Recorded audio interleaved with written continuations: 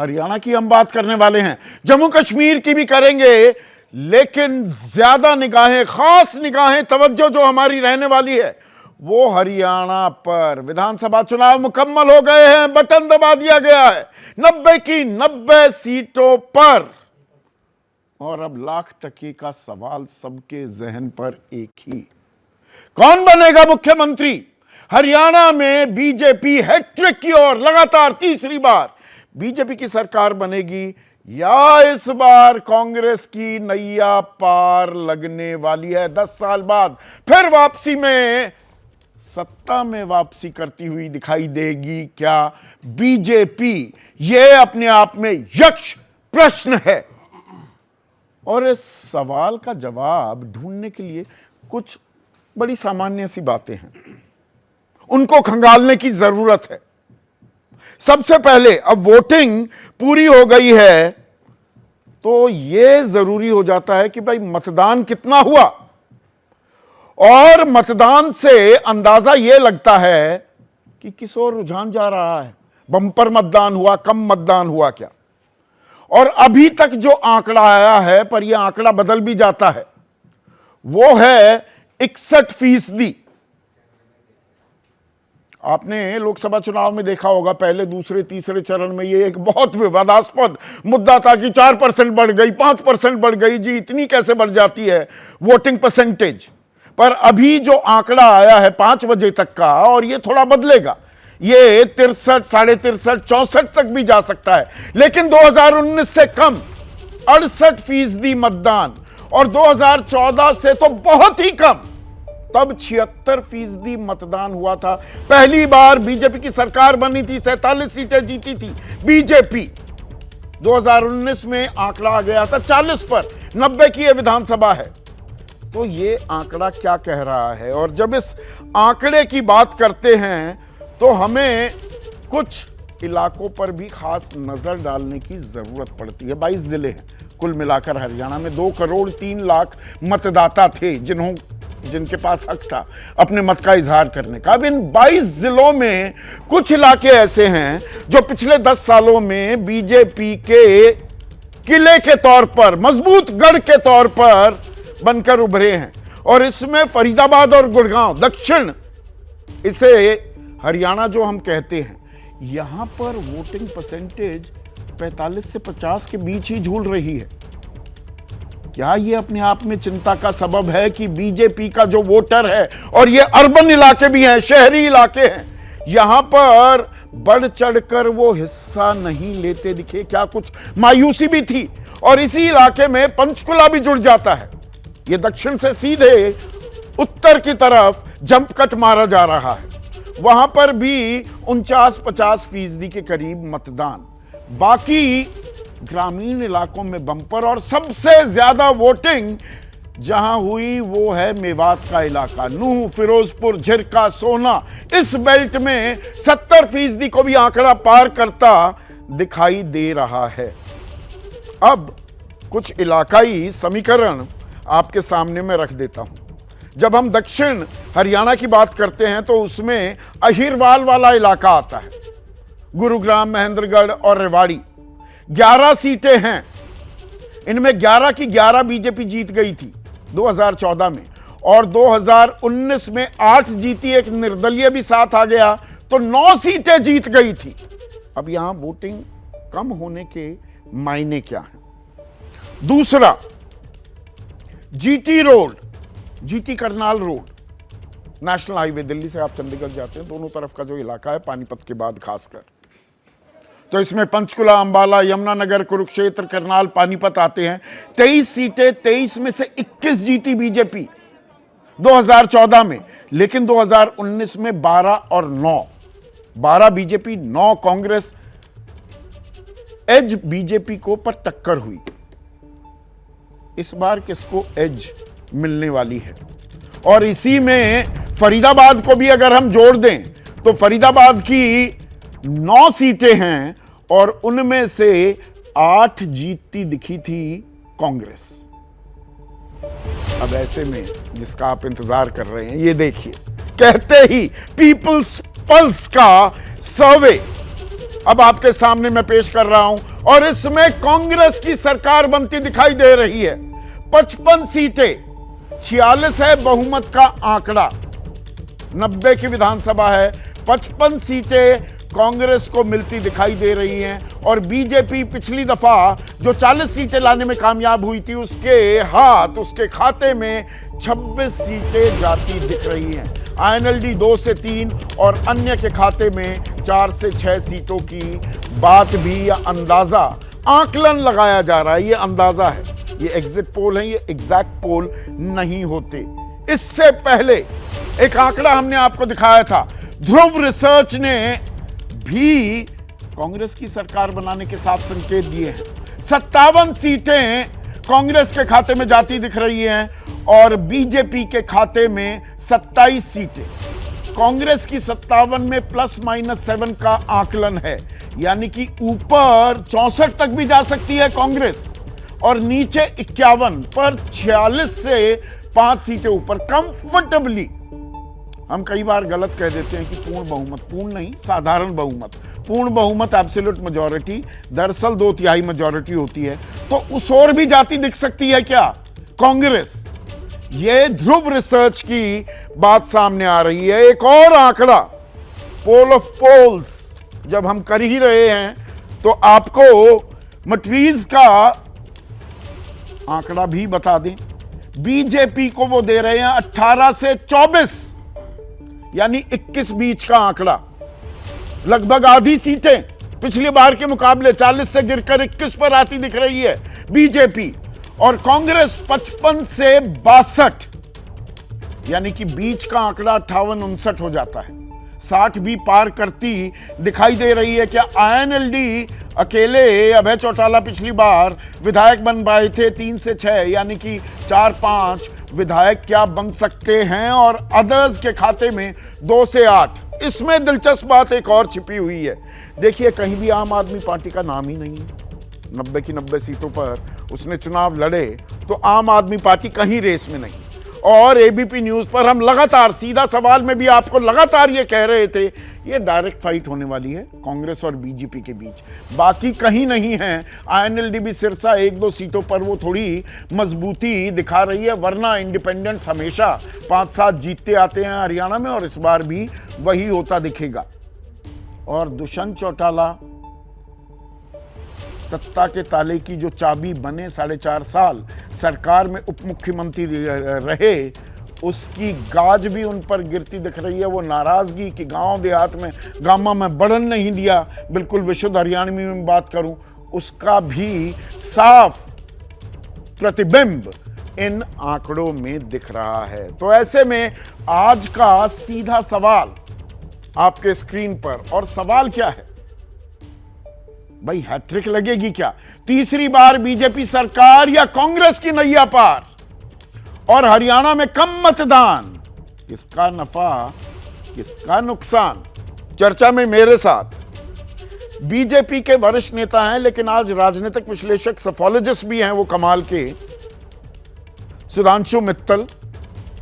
कांग्रेस में लंबे समय रहे, राष्ट्रीय सचिव भी थे, अब राजनीतिक विश्लेषक की भूमिका में है पंकज शर्मा।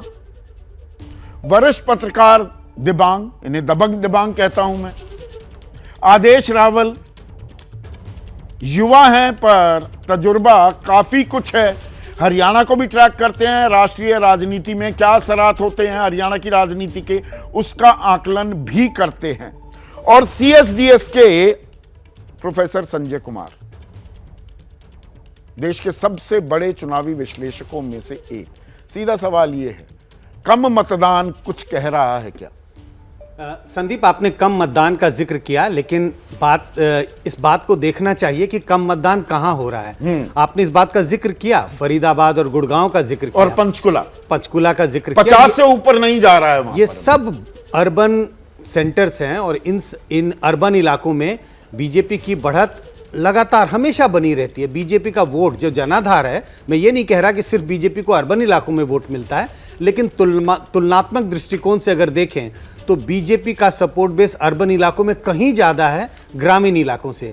तो अगर अर्बन इलाकों में वोट टर्नआउट बहुत कम हो रहा है, आपने जिक्र किया लगभग 50 से भी कम है, और एवरेज टर्नआउट 60-65 के करीब जा रहा हाँ। है। सीधा सीधा लगता है, संकेत तो बहुत साफ है, बीजेपी को नुकसान हो रहा है। मतलब 24 के लोकसभा चुनाव में जो हमने देखा, बीजेपी का कार्यकर्ता बाहर नहीं निकलता दिखा बहुत सारे इलाकों में। और यहां भी देखिए 1.5 महीना हो गया हमें आकलन करते हुए, पहले दिन से हमने एक बात को मेंटेन किया है कि भाई हरियाणा में जो बड़ी ट्रेंड दिख रही है संजय, और ये हमने कई बार अंडरलाइन किया कि आम जनता कांग्रेस को जिताती दिख रही है और कार्यकर्ता बीजेपी को हराता दिख रहा है। देखिए, दो बड़े ट्रेंड क्या दिख रहे थे। पहला कि ये बाइपोलर चुनाव है, एग्जिट पोल के सारे अनुमान, 3-4 एग्जिट पोल का आपने जिक्र किया, सारे अनुमान उसी ओर संकेत दे रहे हैं कि ये बाइपोलर चुनाव था।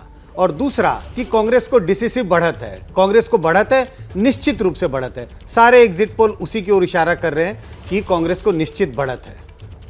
सुधांशु मित्तल, आज आप सोफोलॉजिस्ट का, एक चुनावी विश्लेषक का हैट पहनकर जरा जवाब दीजिएगा।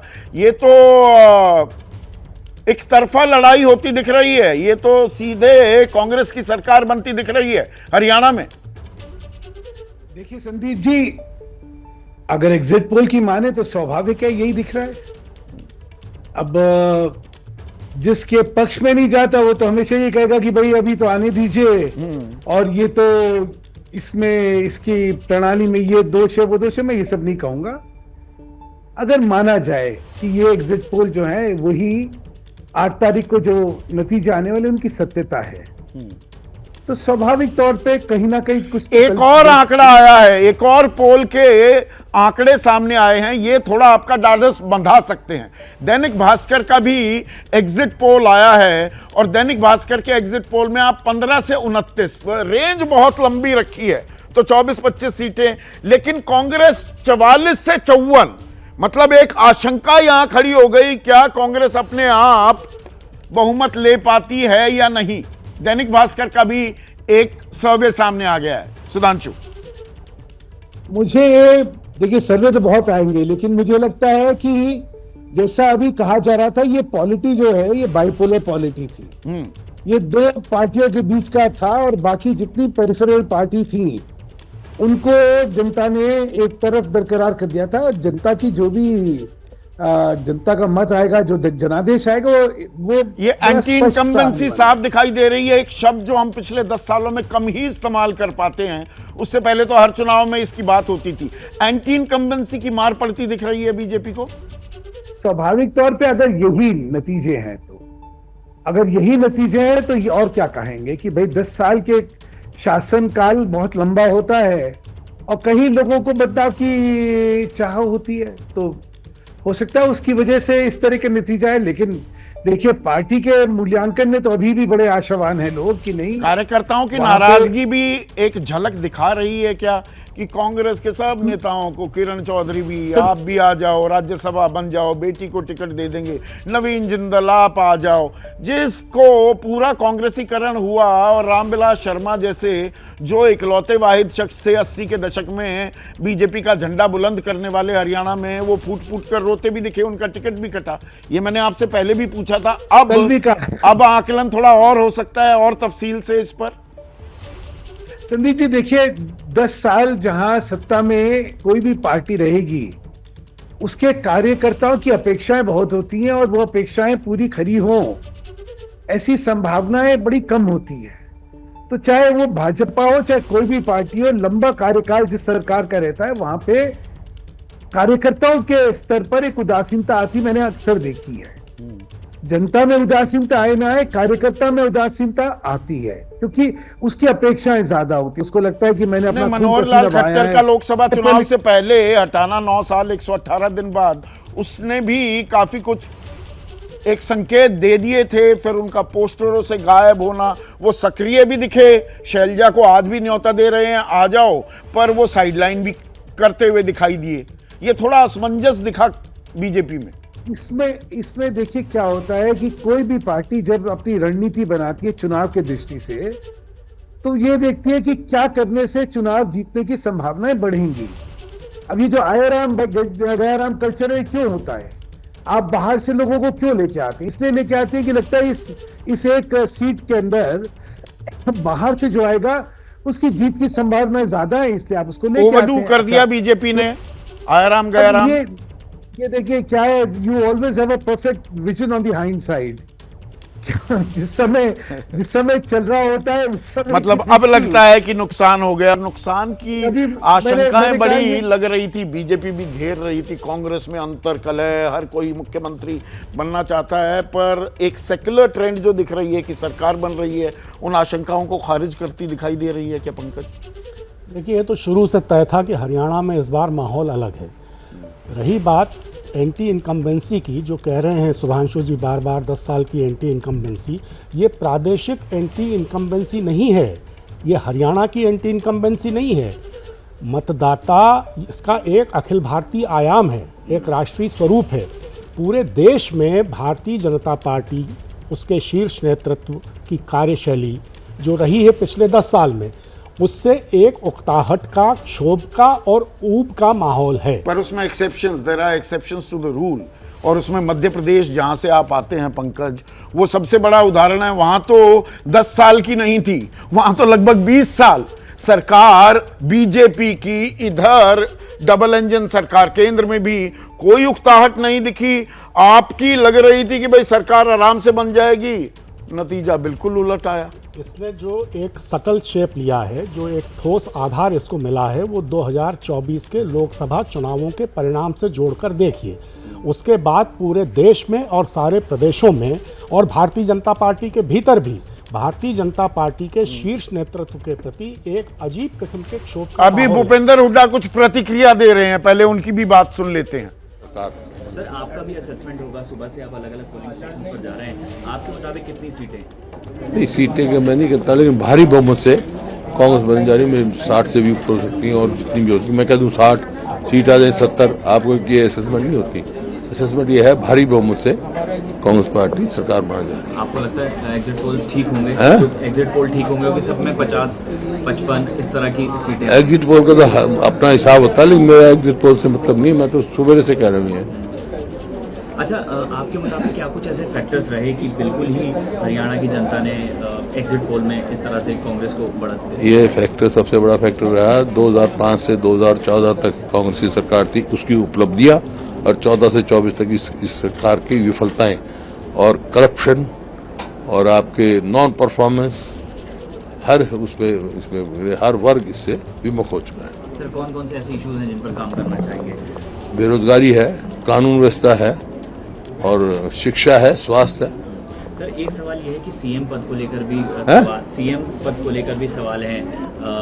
अब तो एग्जिट पोल में लगभग सरकार बनती हुई नजर आ रही है, तो आपको लगता है सीएम आप ही? ये तो आप लोगों का सवाल है, मैं तो कई दफा कह चुका, एक सवाल का बार बार आप लोगों का काम ही है। सवाल ये है, कांग्रेस की पद्धति है, एमएलए बनेंगे, उनसे उनकी राय जानी जाएगी, हाईकमांड फैसला करेंगे, जो भी फैसला करेंगे मंजूर होगा। सर, शैलजा जी भी अलग statement सबका अधिकार है, आप भी उम्मीदवार हो सकते, कोई ये थोड़ा ही। आप भी अपना put your hat, who say no, this is democracy, everybody should aspire, और जितने ज्यादा उम्मीदवार होंगे इसका मतलब उतनी कांग्रेस पार्टी मजबूत है। आपको लगता है शैलजा जी का भी अधिकार है? क्यों नहीं है, क्यों नहीं है? हरियाणवी में देसी भाषा में एक शब्द है, आदेश, बिरच जाना, मतलब परेशान हो जाना, आदमी जो गुस्से में आ जाए। तो जब मुख्यमंत्री का सवाल पूछो, बिरच जाते हैं भूपेंद्र सिंह हुड्डा, ये आपने जबरदस्ती बना रखे। पर ये सवाल है ना, ये सवाल अब पूछा जाएगा। बिल्कुल है। और मुख्यमंत्री तय नहीं कर रखा है ना आपने पंकज? मुख्यमंत्री तय कोई कर भी नहीं सकता, जैसा हुड्डा जी ने खुद भी कहा कि विधायक मिलेंगे, विधायक तय करेंगे कि कौन मुख्यमंत्री होगा। लेकिन स्वाभाविक तौर पर भूपेंद्र सिंह हुड्डा मुख्यमंत्री पद की दावेदारी में सबसे आगे हैं। परसों कुमारी शैलजा सोनिया गांधी से आधे घंटे मुलाकात करती हैं, कल एएनआई को इंटरव्यू देती है कि हाईकमान मुझे इग्नोर नहीं कर सकता। ये हाईकमान का आशीर्वाद है या वो जानबूझकर थोड़ी सी मिसचिफ कर रही है? देखिए, अब ये तो शैलजा जी भी अपनी इच्छा व्यक्त कर चुकी हैं, रणदीप सिंह सुरजेवाला भी पहले नहीं, अपनी केंद्रीय इच्छा नेतृत्व से, शीर्ष नेतृत्व से मिलने के बाद ये बयान देने के मायने तो निकाले जाएंगे ना। नहीं, मिलने का मतलब ये तो नहीं है कि सोनिया जी ने उनसे ये कहना नहीं, इशारा कर दिया गया कि हाँ करिए। 2005 जानते हैं ना आप क्या हुआ था। भजन लाल चेहरा, प्रदेश अध्यक्ष भूपेंद्र सिंह हुड्डा, राजीव गांधी को का वायदा बीरेंद्र सिंह को, बन गए भूपेंद्र सिंह। नहीं, मुलाकात सोनिया जी से शैलजा जी की उसका अपना एक अलग महत्व है। अब क्या बातचीत हुई है तो किसी को पता नहीं है, और मुझे नहीं लगता कि कभी ऐसा होता है कि इतने बड़े स्तर पर किसी को ये इशारा कर दिया जाए कि हाँ आप मुख्यमंत्री होंगे। ठीक है दिबांग, इतने आपने चुनाव देखे और यहाँ पर भूपेंद्र सिंह हुड्डा वो फिगर्स देते नहीं हैं अमूमन, पर यहाँ पर दे भी दी कि 60 उससे ऊपर भी जा सकती हैं, 70 भी आ जाएं फिर मेरे पीछे पड़ोगे। ये जो चुनाव था, ये चुनाव सबसे बड़ा फैक्टर आपको क्या दिख रहा है, और अब ये जो आंकड़े आ रहे हैं ये किस ओर इशारा कर रहे हैं? देखिए, बहुत महत्वपूर्ण चुनाव है। अगर आप जून का जो लोकसभा चुनाव देखें उसके बाद का पहला बड़ा चुनाव है, और इसलिए महत्वपूर्ण है क्योंकि इसमें चूंकि आपका शो है, इसमें हम लोग चुनाव से आगे की भी बात कर सकते हैं। जो एक चीज़ साफ दिखाई देती है आंकड़ों के आने से पहले, वो ये है कि किस तरीके से प्रधानमंत्री नरेंद्र मोदी 2014 की बात करें तो नारा लगता था हरियाणा में भी मोदी सरकार। 10 बार प्रधानमंत्री वहां पर गए, 11 बार गए बल्कि। आप कह रहे हैं 11 बार, मैं कह रहा हूं 10 बार। एक बार एक ही दिन में 4 बार चले गए थे, हाँ, 4 जगहों पर चले गए बिल्कुल थे। सही। इस बार कुल मिलाकर वो 4 उन्होंने रैलियां की।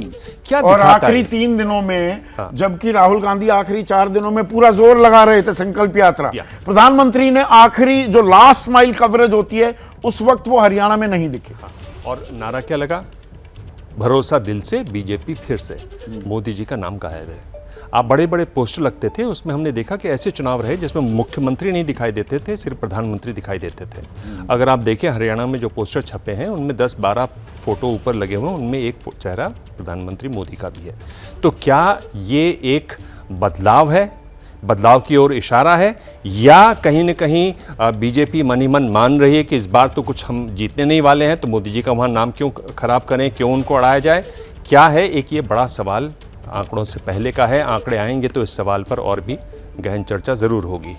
मैं दूसरा सवाल यह कि क्या इन चुनावों का जिस तरह से जो आंकड़े आ रहे हैं और सब जो भी वहां से घूम कर आए हैं, आप भी बता रहे हैं, आपकी अच्छी पकड़ है हरियाणा पर कि एकदम एक तरफा चुनाव है, साफ दिखाई दे रहा है, संजय भी इस बात को कह रहे हैं। तो एक तरफा चुनाव अगर ये हो गया है तो क्या इसका असर महाराष्ट्र पर दिखाई देगा? क्या इसका असर झारखंड पे दिखाई देगा? नहीं, क्या जो नाराजगी पर बिल्कुल दिखाई दे रही है। क्या नाराजगी? ये क्या एक मुद्दों का खाका भी तैयार हो रहा है हरियाणा में? हम 3 मुद्दे और बाद में एक चौथा भी हमने जोड़ा, जवान, किसान, पहलवान, जिसमें पहलवान में मतलब महिलाओं का यौन शोषण और उत्पीड़न का सवाल, और एक संविधान।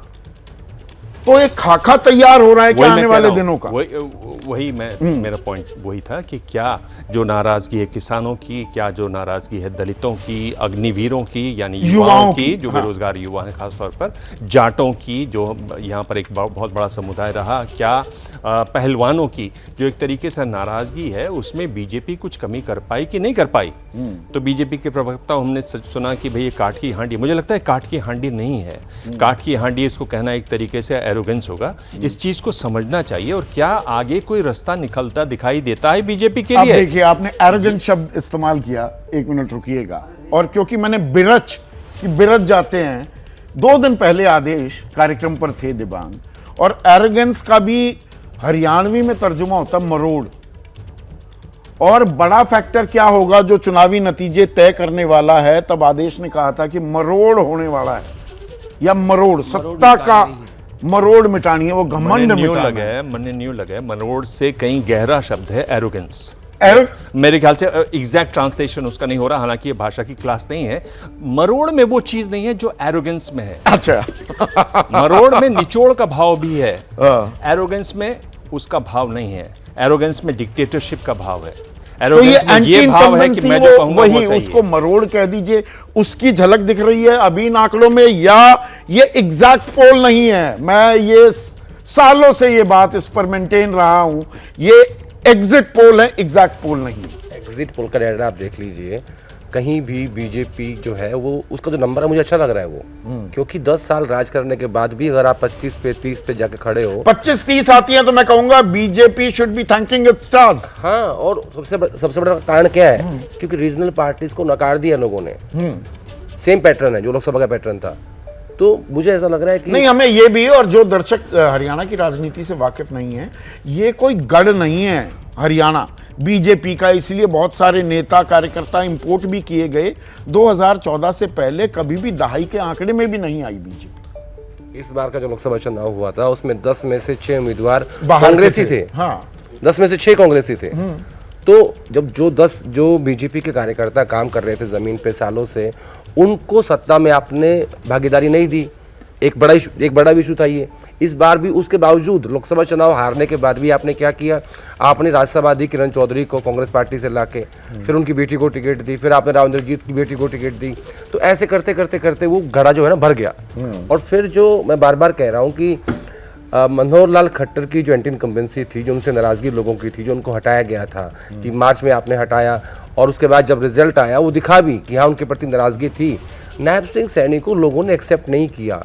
और नायब सिंह सैनी को क्या वो खुली छूट भी दी गई आदेश। एक दिलचस्प बात देखिए, BJP is a well oiled machine, election machine. हर चीज सोच समझकर चरणबद्ध तरीके से की जाती है। पर मैं 16 अगस्त को जब चुनावी तारीख का ऐलान हुआ तो 3 बजे ऐलान हुआ, घोषणा हुई। 11 बजे तो नायब सिंह सैनी कह रहे थे अभी चुनाव की घोषणा नहीं होने वाली। बहुत सारी सरकारी योजनाओं की घोषणा नहीं की गई थी, ऑन होल्ड था। तो left hand doesn't know what the right hand is doing. ये बीजेपी के साथ होता दिखा है, ये अमूमन दिखता नहीं है। ये मोदी जी के रिजीम में बनाए हुए तमाम मुख्यमंत्रियों के साथ दिक्कत है कि आप उनको सीएम बनाते हो क्योंकि वो कमज़ोर होते हैं, उनके पास इनकी जो लोग दिल्ली से जाते वो स्टेट चलाते हैं। एकमात्र मुख्यमंत्री ऐसे हैं उत्तर प्रदेश के जिनका अपना एक स्टैंड है, जिनकी अपनी एक स्पाइन है। अदरवाइज सारे मुख्यमंत्रियों को दिल्ली से डिक्टेट मिलती है कि आपको ये करना है, ऐसे करना है। आप देखिए सत्ता आपकी केंद्र में और आपको ये कहना पड़ रहा है कि हमारा छुट्टियां बीच में पड़ रही हैं, आप इलेक्शन की डेट को आगे बढ़ा दीजिए। तो क्या आपने चर्चा नहीं की थी पहले बैठ के? बातचीत नहीं हुई थी? चीफ मिनिस्टर कह रहे हैं कि चुनाव देखते हैं कब होगा, पता नहीं, उस दिन घोषणा हो जाती है। चीफ मिनिस्टर करनाल से उपचुनाव लड़कर चीफ मिनिस्टर बनते हैं और करनाल से वो सीट उनको नहीं दी जाती, उनको लाडवा भेज दिया जाता है। नहीं, उससे पहले नारायणगढ़, फिर हाँ, कुरुक्षेत्र, हाँ, फिर लाडवा घुमाया जाता है, घुमाया जा रहा है चीफ मिनिस्टर हाँ। को। नहीं, करनाल लड़े, फिर वहां के लोगों ने कहा कि नहीं अब इस बार इनको करनाल मत लड़वाइएगा। तो मनोहर लाल खट्टर ने अपने नजदीकी व्यक्ति को, उनका नाम है जगमोहन आनंद, उनको टिकट दी करनाल से और फाइनली चीफ मिनिस्टर को शिफ्ट होना पड़ा अपनी सीट छोड़ के। तो ये चीजों तो जानती थी बीजेपी। मैं फिर कहूंगा बीजेपी रणनीति बनाने में उसके पास plan A B C D विकल्प बहुत होते हैं, पर एक जाट नॉन जाट राजनीति की रणनीति, उस पर जो बहुत ज्यादा तवज्जो दी जा रही है और हम लगातार उसके कहीं ना कहीं कहाँ फॉल्ट लाइंस हैं, कहाँ दिक्कतें हैं, वो बता रहे थे। तो मैं फिर से वो आंकड़े जो देखे, 52% जाटों ने 2019 के लोकसभा चुनाव में बीजेपी को वोट दिया था। हम कहते हैं वो राष्ट्रवाद भी था, हिंदू थे वो, जाट नहीं थे। हाँ, वो सारे हिंदू थे। तो वो जाट नॉन जाट राजनीति कहाँ गई उस वक्त? उस वक्त काम नहीं कर रही थी। हाँ, आज जाके जब ये लोकसभा चुनाव और 2024 में 27 रह गई, 52 से 27% जाट वोट बैंक गया बीजेपी के पास। कांग्रेस के पास 35 से बढ़कर 64% हो गया। 19 का चुनाव जो हुआ था वो राष्ट्रवाद पे हुआ था, उसमें सब हिंदू थे, और 24 के चुनाव में आते आते सब जातियों में कन्वर्ट हो गए। इसीलिए एक मेजर सेटबैक मुझे लगता है। और इसमें दलित वोट बैंक की भी बात कर लें, 2019 में ये CSDS के आंकड़े हैं, तो मैं थोड़ा आपके पास भी आऊंगा अभी संजय। 51% दलित वोट बीजेपी के पास गया 2019 में। 2024 में ये घटकर 24% रह गया और 25% दलित वोट 2019 में कांग्रेस को मिला, ये बढ़कर 68% हो गया। इसके दो कारण हैं। एक तो मूल रूप से दलित वोट जो है वो कांग्रेस पार्टी के साथ है हरियाणा में, और दूसरा कारण है कांग्रेस पार्टी और राहुल गांधी का संविधान का मुद्दा जो उन्होंने जोर शोर से उठाया, जिसका असर उत्तर प्रदेश में देखिए कैसा हुआ। 24 के लोकसभा चुनाव के मुद्दों की गूंज अभी भी सुनाई दे रही है, क्योंकि दिव्यांग जो बात कर रहे थे, ये महाराष्ट्र में भी सुनाई देगी क्या? फिर महाराष्ट्र में तो बाबा साहब का इशू, अंबेडकर का इशू सबसे बड़ा है, वहाँ तो इस बात को लेकर बहुत ज़्यादा चर्चा है। आज आपने नोट किया है, आज हरियाणा में वोटिंग हो रही है, लेकिन राहुल गांधी आज कोल्हापुर में संविधान सम्मेलन एड्रेस कर रहे हैं। ये स्ट्रैटेजी नहीं है। नहीं, वो तो प्रधानमंत्री भी हैं महाराष्ट्र आखिर के नहीं, प्रधानमंत्री जी ने तो 3200 करोड़ की योजनाओं का उद्घाटन किया है। राहुल गांधी संविधान सभा कर रहे हैं, हाथ में वो कॉपी लेके संविधान की, जो वो अक्सर रखते हैं। और हरियाणा के आखिरी के 2 दिनों में भी उन्होंने यही किया, वो कॉपी रखी और सामने दिखाई। इसीलिए last day of campaign Ashok Tanwar को लाया गया। उनको इस बात का डर था कि दलित वोट पे कहीं ना कहीं शैलजा के जरिए या किसी और तरीके से सेंध मारने की कोशिश होगी, तो उसको हमें कैसे उसको मतलब उसका हमें क्या जवाब देना है, ये उनकी स्ट्रैटेजी थी। तो बीजेपी को ये पता नहीं लगा कि हमारा एक नेता जिनको लोकसभा चुनाव सुधांशु मित्तल कुछ इंटरजेक्ट करना चाह रहे हैं, मैं आ रहा हूं आपके पास। सुधांशु, छोटा सा कमेंट, एक और एग्जिट पोल के नतीजे आ रहे हैं। संदीप जी, एक तो मैं जो आप जब जाटों ने इतनी वोट दी, इसने इतनी दी, थोड़ा सेफोलॉजी मैं भी समझता हूँ। हाँ। और बड़े विश्वास के साथ कह सकता हूँ कि ये सब कयास से होती हैं। सेफोलॉजी में कोई फॉर्मूला नहीं है टू नो कि अरे किस आप जात ही में किसको बीजेपी का थिंक टैंक, बीजेपी के रणनीतिकार सारे मीडिया को नैरेटिव ये बेचते घूमते हैं। देखिए, जाट नॉन जाट राजनीति हमने कर दी जी, यहाँ पर मनोहर लाल खट्टर को बनाया, जैसे मराठा नॉन मराठा राजनीति की। ये एक नई राजनीतिक रणनीति पर अब चल रही है बीजेपी। ये तो आप ही लोग बताते थे ना। सुनिए ना, जाट नॉन जाट ये सब अपनी जगह है कि राजनीति में आप जो है किस सेक्शन को आप कैसे डील करना चाहते हो, अलग बात है। लेकिन ये 52%, ये 37%, ये 54%, ये प्योर स्पेकुलेशन है। मैं ठीक है, और ज्यादा नहीं आप भी जानते हैं। आप देखिए, मैं आपके एनालिसिस, खत्म कर दो। हाँ तो बताइए ना, जिस आगे एक सर्वे भी आ गया ना, बात करिए ना प्लीज। मेरा सिर्फ ये कहना है, देखिए जैसा मैं कल भी कह रहा था, जीत में सब बादशाह होते हैं, हार में सब जो है नकम्मे हो जाते हैं। यहाँ जितने भी ये विश्लेषण हो रहे हैं उनमें पहली बात समझ लीजिए, जात की कॉम्पोजिशंस के बारे में अथॉरिटी से कहना कि वो ठीक है, जात का तो सेंसस भी नहीं हो रहा है। नहीं, आप रिपीट कर रहे हैं प्लीज। जिस्ट का एग्जिट पोल भी आ गया है, और जिस्ट क्या कह रहा है, ये आपके लिए थोड़ा सा और मुस्कुराने का सबब दे सकता है। जिस्ट का मानना यह है कि हरियाणा में अब कांग्रेस को 55 से 53 और बीजेपी को 45 से 53, मैं 55 बोल गया, 45 से 53 और बीजेपी को 29 से 37। आईएनएलडी को 2 सीटें मिल सकती हैं, अन्य के खाते में, निर्दलियों के खाते में 4 से 6 जा सकती हैं। तो दरअसल आपका आंकड़ा सुधांशु 37 भी आ सकता है, पर ये तो वही एग्जिट पोल की बात हुई। पर आपके सर्वेज के आंकड़े मैंने यहां पर चुराए, तो जो अब ये कह रहे हैं भाई जात को ओवरडू कर रहे हो, ओवर एनालाइज कर रहे हो, ये तो एक कड़वी हकीकत है ना, उससे ट्रेंड तो पकड़े जाते हैं संजय।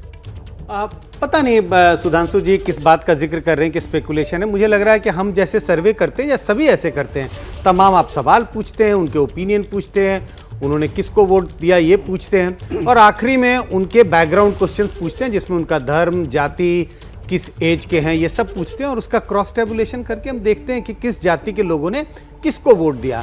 अब इसको स्पेकुलेशन वो कह रहे हैं, कह लें, लेकिन मुझे लगता है ये कि एक एनालिसिस है जो हमेशा किया जाता है और इसकी एक अपनी प्रामाणिकता है।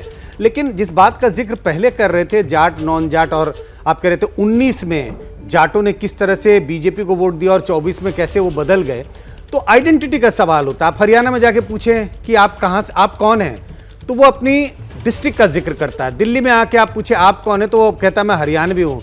दिल्ली से बाहर, हिंदुस्तान से बाहर चले जाएं तो अपनी आइडेंटिटी हिंदुस्तानी बताता है। आइडेंटिटीज बदलते रहती है। सही बात है। तो 19 के चुनाव में ज्यादातर लोगों की आइडेंटिटी थी भाई राष्ट्रवाद, मैं हिंदुस्तानी हूं, हिंदुस्तान को बचाना है, हिंदुस्तान को मजबूत करना है। 24 के चुनाव आते आते तक उन्हें लगने लगा कि हिंदुस्तान तो ठीक तो है। ये जो जाट नॉन जाट जी हमने एक समीकरण बनाया, अब इसमें यादव गुर्जर की भी बात कर लें। आप ही का आंकड़ा है 52% बीजेपी के साथ गए 2019 में, घटकर 39% रह गया 2024 में, और कांग्रेस को 46% जो मिले थे वो बढ़कर 52% हो गए। कांग्रेस ने यहां भी बढ़त बना ली। बिल्कुल, आप देखें कि 19 और 24 का लोकसभा का चुनाव, दोनों पार्टियों के बीच में वोट का अंतर 19 में क्या था और 24 में क्या था। 24 में मात्र 2 या 3% का अंतर रह गया। अगर आम आदमी पार्टी के वोट को जोड़ देंगे तो आगे बढ़ गई, तो आगे बढ़ जाते हैं। हाँ। और अगर 19 का चुनाव देखें तो कांग्रेस तो बहुत पीछे थी, 30% का अंतर, 30% का अंतर था। तो जाहिर है हर समुदाय में आपको कहीं ना कहीं, किसी में ज्यादा किसी में कम, बढ़त दिखाई पड़ेगी कि कांग्रेस ने बढ़त बनाई या कांग्रेस ने अपनी पैठ बनाई है पिछले 5 साल। तो ये यहां पर कांग्रेस ने अपनी गलतियों से भी सीखा क्या पंकज? पिछली दफा 2019 में विधानसभा चुनाव की बात करूं, चुनाव से बमुश्किल 20 दिन पहले असल में कमान दी गई, मतलब ये तय हुआ कि नहीं, हुड्डा जो बोलेंगे वैसे हम चुनाव लड़ेंगे। 20 दिन पहले की बात है। इस बार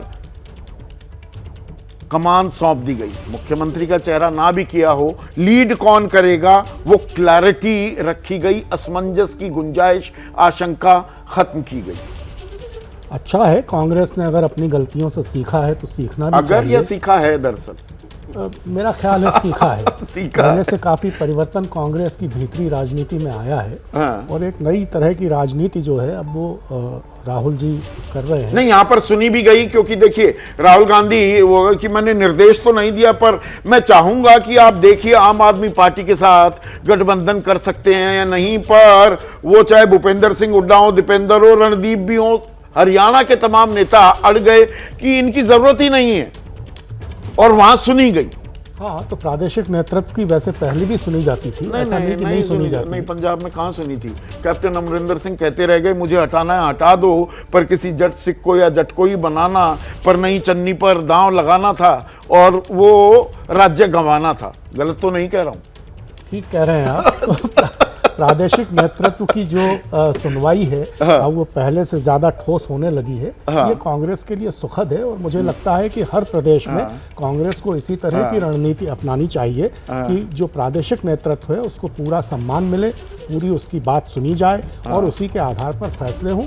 जैसा हरियाणा में हुआ है तो इसके अच्छे नतीजे आए। पीडीपी जिसके साथ गठबंधन करने से कांग्रेस और नेशनल कॉन्फ्रेंस ने साफ मना कर दिया, वो कह रही है कि भाई अगर त्रिशंकु विधानसभा होती है तो हम बीजेपी को रोकने के लिए कांग्रेस एनसी को समर्थन दे सकते हैं। एग्जिट पोल के बाद ये बड़ा बयान आ रहा है, वहां पर त्रिशंकु विधानसभा के आसार दिख रहे हैं। मेरे सहयोगी आसिफ कुरैशी जुड़ गए हैं मेरे साथ फोन लाइन पर। आसिफ, ये त्रिशंकु विधानसभा में अब दरकार पड़ेगी या एक वो पुरानी कहावत है ना, बेगानी शादी में अब्दुल्ला दीवाना, एनसी और कांग्रेस हाथ ही नहीं मिलाना चाहते पीडीपी के साथ, अब वो जबरदस्ती गुंजाइश तलाश रहे हैं क्या?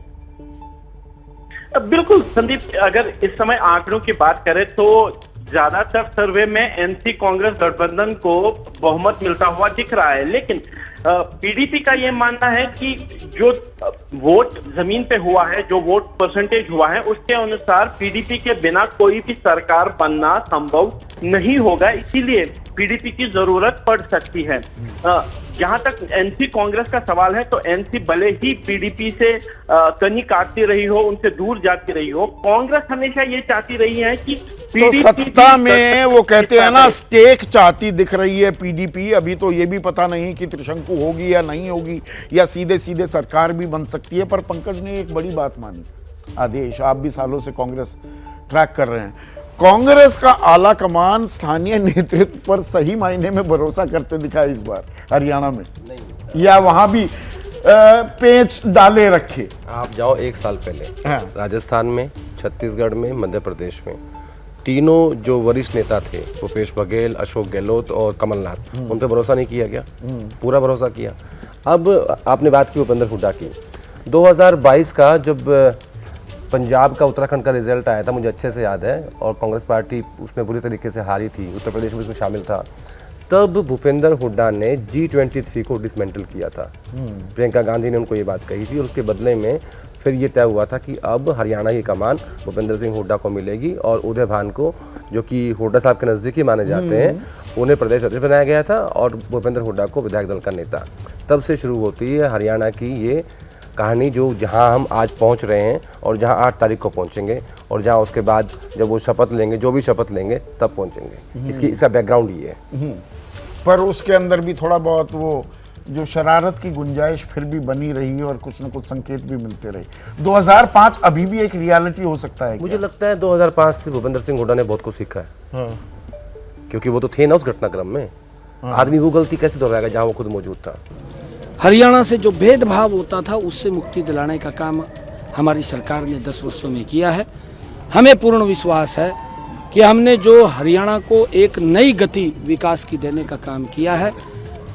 8 अक्टूबर को भारतीय जनता पार्टी तीसरी बार बहुत बड़े मैंडेट के साथ आ रही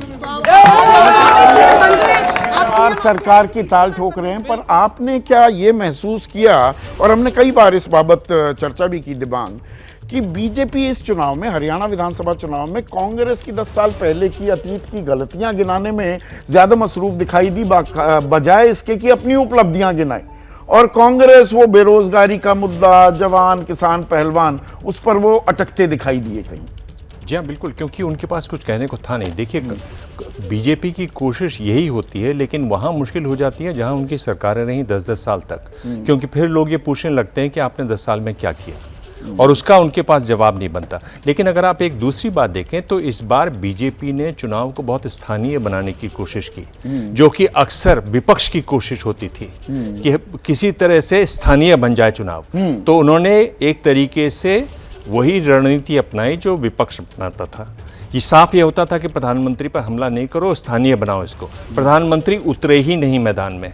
और दूसरी जो आप बता रहे हैं 2019 की जो आप बात कर रहे हैं, तो देखिए जितने भी समुदाय के आपने नाम लिए उनमें कोई भी ऐसा नहीं है, कोई भी समुदाय ऐसा नहीं है, चाहे वो दलित हों, अहीर गुजर हों, जाट हों, किसी का भी जो आंकड़ा है ना वो 50% कम नहीं रहा। इस पे बदलाव हुआ। इस बार मैं आपको कह रहा हूं कि बीजेपी वहीं जाएगी, यानी पंजाबी वोट और अगड़ों का वोट उनको मिलेगा। ब्राह्मण जिस तरह से उन्होंने उम्मीदवार उतारे हैं वो इसका संकेत साफ देता है। हरियाणा और जम्मू कश्मीर विधानसभा चुनाव को लेकर एग्जिट पोल के आंकड़े क्या कह रहे हैं, क्या संकेत दे रहे हैं, और अगर एग्जिट पोल के अनुमान फाइनल नतीजे के करीब रहे तो देश की सियासत पर इसका क्या असर होगा, आज मैं इसका पूरा विश्लेषण करूंगा। लेकिन इस वक्त का सबसे बड़ा सवाल यही है कि हरियाणा और जम्मू कश्मीर में बनेगी किसकी सरकार, क्या कह रहे हैं पोल ऑफ पोल्स। उससे पहले हरियाणा में मतदान के बाद दावों का रुझान देख लेते हैं।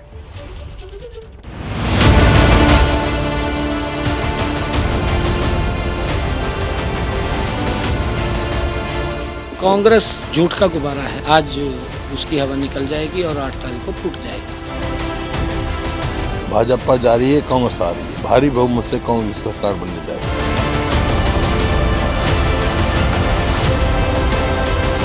जनता जैसे वोट करेगी हम उसके हिसाब से हम सभी उनको मान्य होगा। 8 तारीख तक इंतजार करो, पता चल जाएगा। हरियाणा में 3/4 बहुमत के साथ हम सरकार बनाएंगे। कि कांग्रेस पार्टी 75 से लेकर के 90 सीटों के बीच में जीत करके अगली मजबूत सरकार इस हरियाणा को देने वाली है। हमारे पास आएंगे लोग चलकर। बच्चे की हर नागरिक की जबान पर है कि सरकार अब कांग्रेस की बनने जा रही है। हरियाणा की जनता बहुत समझदार है। हरियाणा में उसी पार्टी की सरकार बनाती है जिस पार्टी की सरकार केंद्र में हो। बीजेपी की सरकार जा रही है और हरियाणा में कांग्रेस पार्टी की सरकार आ रही है। क्या कह रहे पोल ऑफ पोल्स, महा एग्जिट पोल। जी हाँ, तो इस महा एग्जिट पोल में मेरे साथ इस चर्चा के लिए एक पूरा पैनल मौजूद है। मेरे साथ हैं आदेश रावल, वरिष्ठ पत्रकार लोकमत के, और इसके साथ ही साथ पंकज शर्मा जी, जाने माने राजनीतिक विश्लेषक भी हमारे साथ मौजूद रहेंगे। और पैनल में है वरिष्ठ पत्रकार दिबांग। चंडीगढ़ से हमारे साथ वरिष्ठ पत्रकार बलवंत तक्षक जी भी जुड़ गए हैं। बलवंत जी, आपका भी स्वागत है। और कुछ ही देर में बीजेपी के प्रवक्ता प्रेम शुक्ला भी हमारे साथ जुड़ेंगे, और प्रेम जी भी हमारे साथ जुड़ गए हैं। प्रेम जी, आपका भी स्वागत है। तो सबसे बड़ा सवाल, सबसे पहले बात हरियाणा की ही करते हैं, क्योंकि हरियाणा में जो एग्जिट पोल, तमाम एग्जिट पोल आप देख सकते हैं अपने टेलीविजन स्क्रीन के टॉप में, आप देख सकते हैं जो टैली चल रही है उसके मुताबिक हरियाणा में कांग्रेस पूर्ण बहुमत की सरकार बनाती हुई दिख रही है। तमाम एग्जिट पोल, तमाम जो एजेंसीज हैं, जिनके जो सर्वे एजेंसीज हैं, जिनके एग्जिट पोल हम दिखा रहे हैं, वो इसी तरफ इशारा कर रहे हैं। सबसे पहली प्रतिक्रिया प्रेम जी आपकी लेंगे। प्रेम जी, क्या कहेंगे? ये जो तमाम एग्जिट पोल हरियाणा में इशारा कर रहे हैं कि हरियाणा में कांग्रेस की सरकार आ रही है।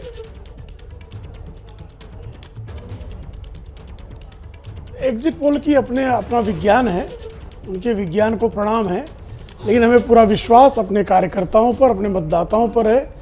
और हमें पूरा विश्वास है आदरणीय रोहित जी कि हम जो हैं भारतीय जनता पार्टी को एग्जैक्ट पोल में स्पष्ट जनादेश प्राप्त होगा और भारतीय जनता पार्टी की हरियाणा में सरकार की हैट्रिक होगी।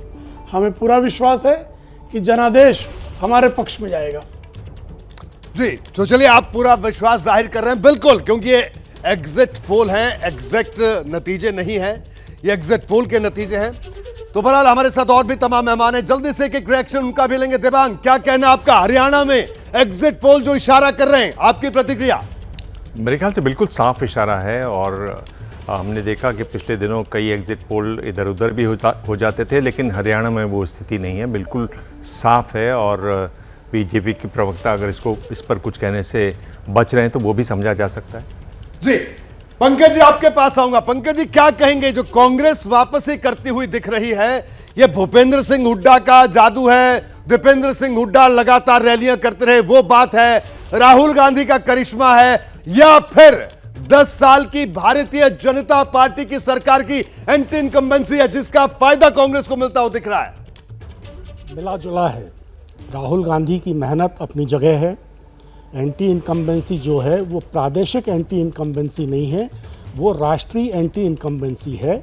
जो 10 साल से सरकार चली नरेंद्र भाई मोदी की, अमित भाई शाह की, उससे एक ऊब है, उकताहट है, क्षोभ है, गुस्सा है। स्थानीय कारण अपनी जगह हैं हरियाणा के, लेकिन आप देखेंगे कि हरियाणा के जो स्थानीय कारण हैं वो अलग हैं और जम्मू कश्मीर के स्थानीय कारण अलग हैं। लेकिन जो एग्जिट पोल आपके रुझान दिखा रहे हैं, बीजेपी को दोनों जगह भारी नुकसान होता दिखाई दे रहा है। तो ये इसका एक राष्ट्रीय आयाम है।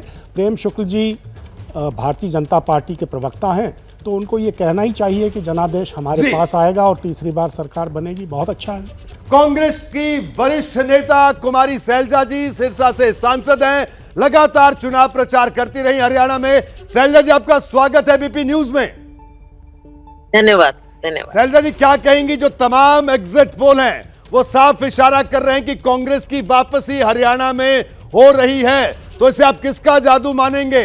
राहुल गांधी का प्रचार है या आप लोगों की मेहनत है? किस तरह से आप इसे देख रहे हैं?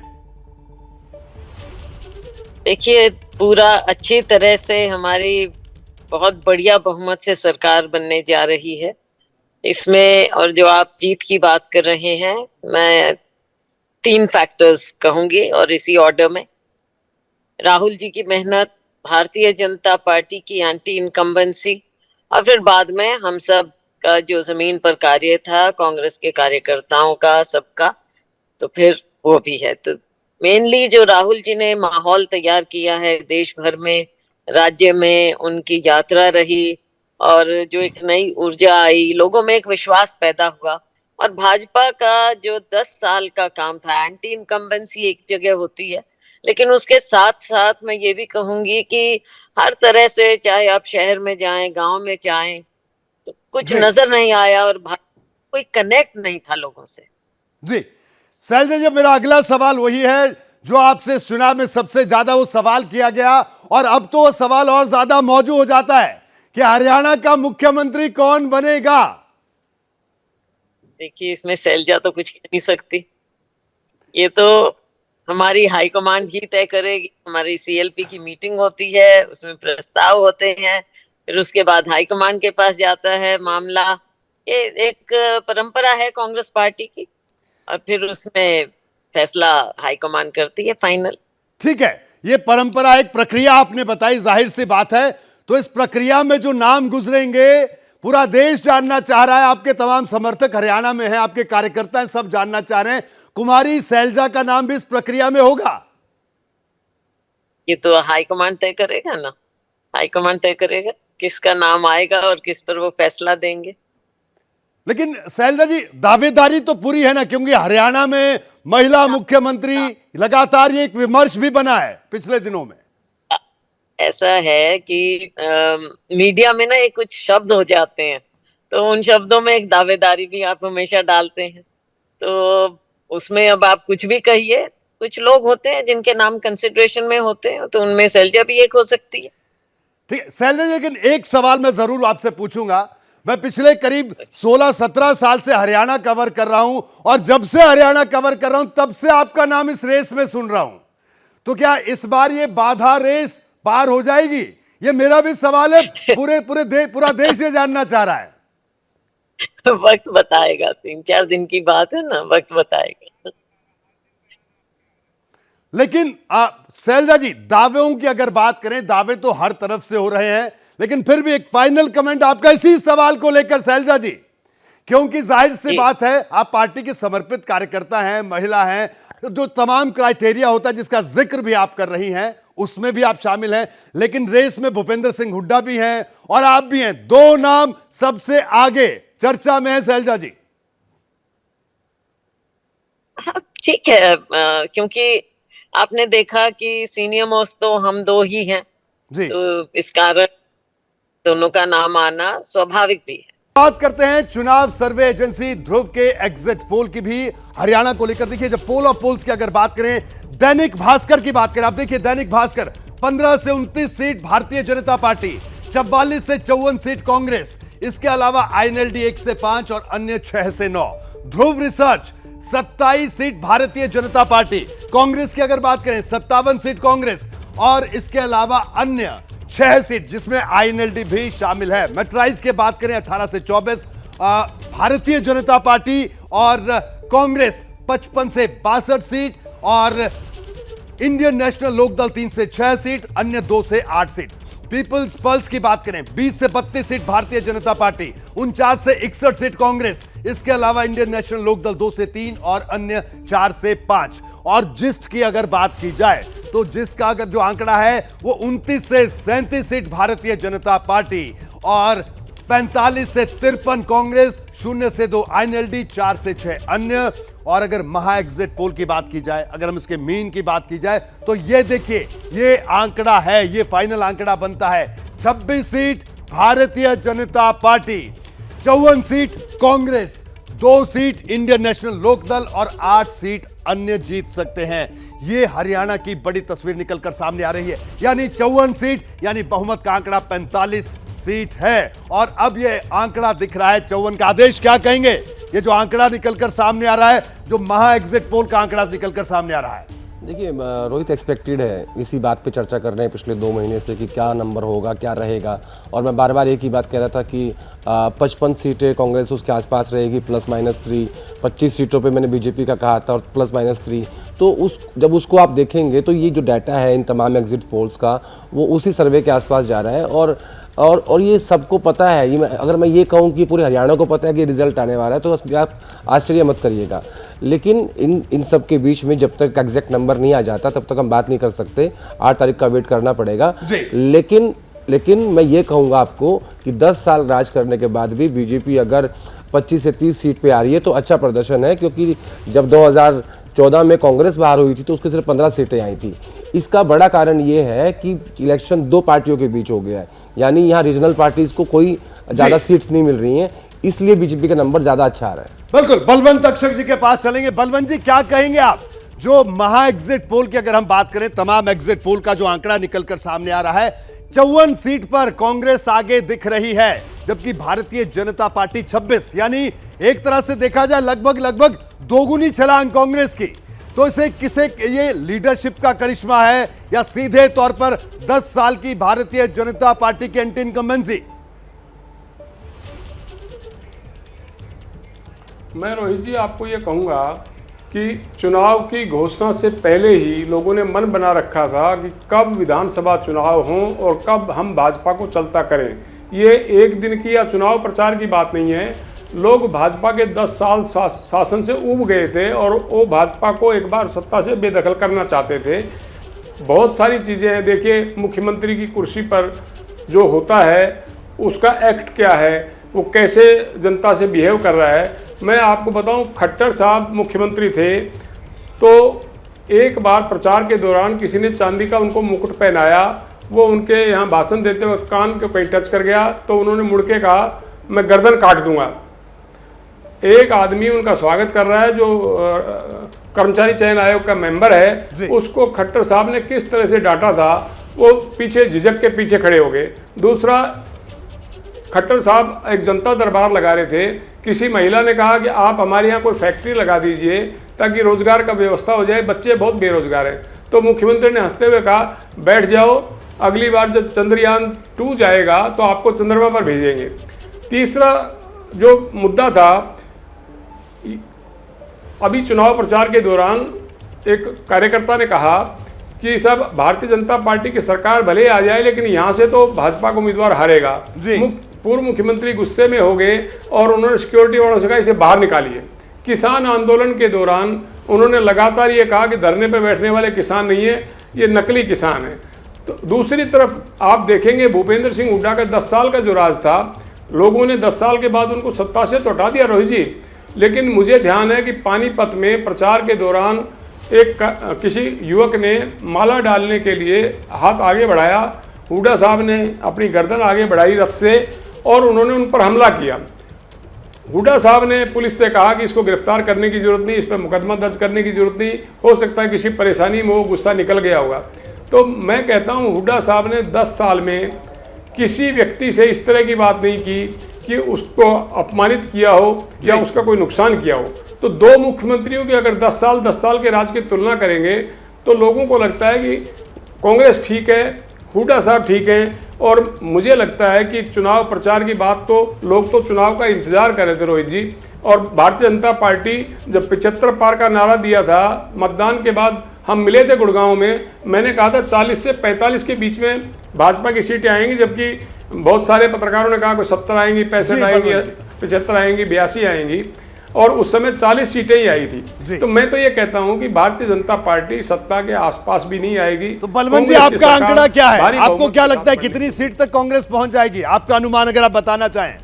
मैं एग्जिट पोल के तरफ मैं आपको बताना चाहता हूँ 60 से ऊपर सीटें होंगी कांग्रेस की। चलिए 60 से ऊपर सीटें। मैं एक बार प्रेम और एक और आपको बता दूं जी, बलवंत जी अपनी बात पूरी कीजिए।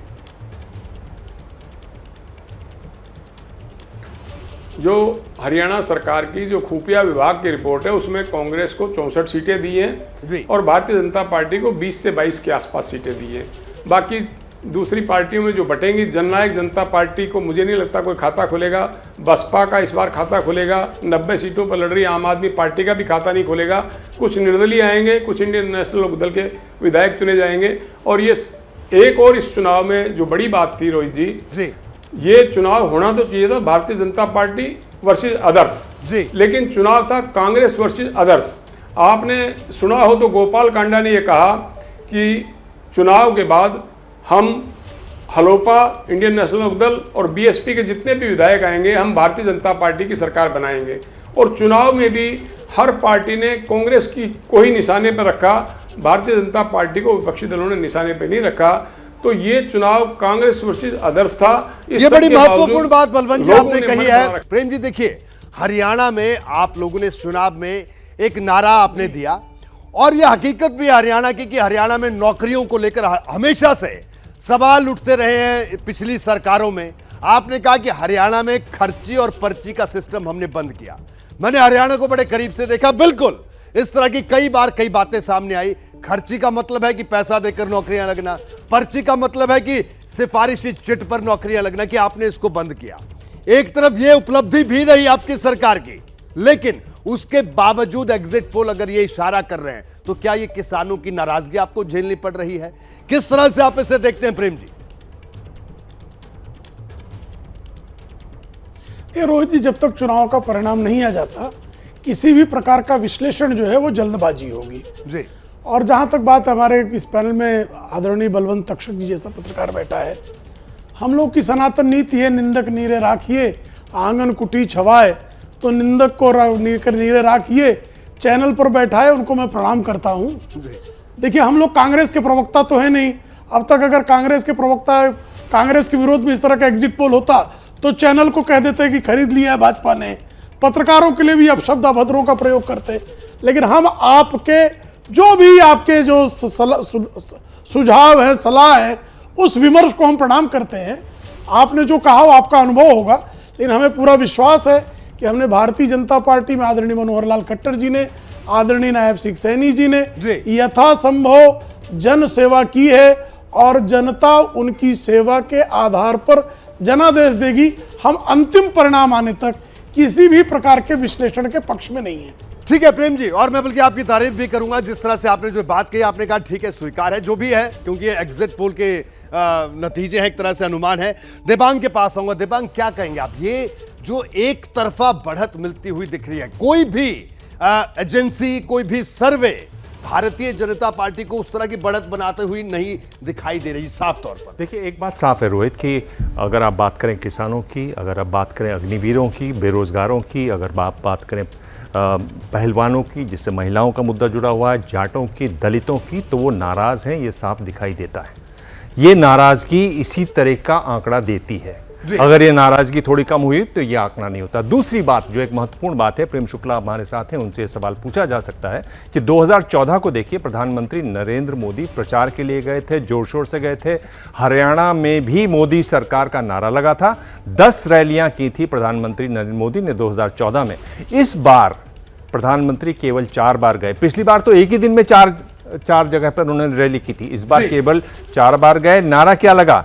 भरोसा दिल से बीजेपी फिर से। मोदी जी का नाम वहां गायब रहा। बड़े पोस्टरों में जहां हमने देखा कि मुख्यमंत्रियों के चेहरा नहीं दिखाई देता था, यहां मोदी जी हाशिए पर दिखाई दिए। जहां तक पोस्टरों की बात है, मैं ये सवाल पूछ रहा हूं कि क्या बीजेपी को एहसास था कि ये हार होने वाली है, इसलिए मोदी जी का चेहरा ज़्यादा न इस्तेमाल किया जाए, या कहीं ऐसा है कि बीजेपी में कोई अंदरूनी बड़े परिवर्तन हो रहे हैं, उसका एक संकेत है? क्योंकि अब बड़ा चुनाव आने वाला है महाराष्ट्र में, वहां पर क्या होने वाला है? आप विकसित भारत की बात करने वाली पार्टी हैं, आपके पास जितने तेजी से इन्वेस्टमेंट आ रहे हैं वो सारे सेंटर्स फिसल रहे हैं। आपके पास हैदराबाद नहीं है, चेन्नई नहीं है, बेंगलोर नहीं है, मुंबई है ले दे के, अब हरियाणा का गुड़गांव भी आपके हाथ से फिसलता हुआ दिखाई दे रहा है। नोएडा जरूर आपके पास है। तो कहां जा रही है पार्टी? क्या इसमें कुछ छुपे हुए संदेश भी हैं जो पार्टी में बदलाव की जो कयास लग रहे हैं, जिनकी सत्ता के कॉरिडोर्स में चर्चा है, क्या उस ओर भी ये इशारा करते हैं? जी, यह बड़ी बात आपने दिमाग की, क्योंकि इसका एक मतलब ये सवाल भी उठना बड़ा लाजमी है।